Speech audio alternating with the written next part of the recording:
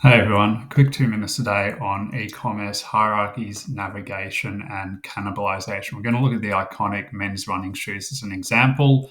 Here's a page you'd think that's probably a pretty good candidate to rank in search. Heading is men's running shoes, URL male sports shoes.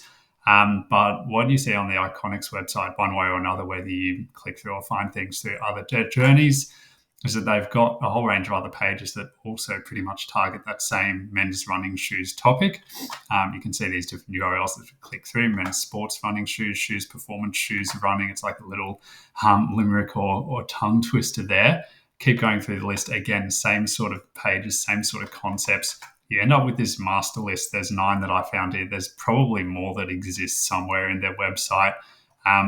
Part of the challenge when you get to sites this large and you're talking about hundreds of thousands, if not millions of potential products, is the way that you think about and structure menus, submenus, categories, tags can create a stupidly large number of possible permutations and combinations of URLs.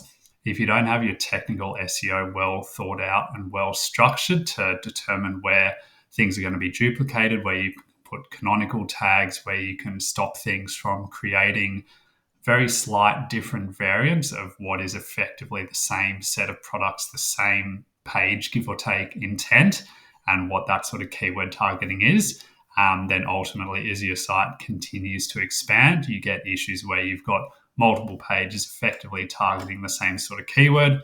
If we take a look at one example here, men's running shoes, again, what we're looking at Australian search data here.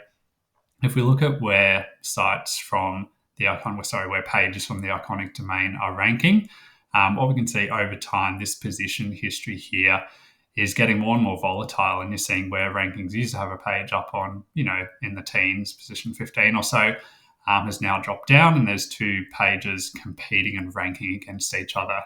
One of the quick fixes for situations like this I see on e-commerce sites, you can see these 2 URLs here: men's sports shoes and men's sports shoes -all.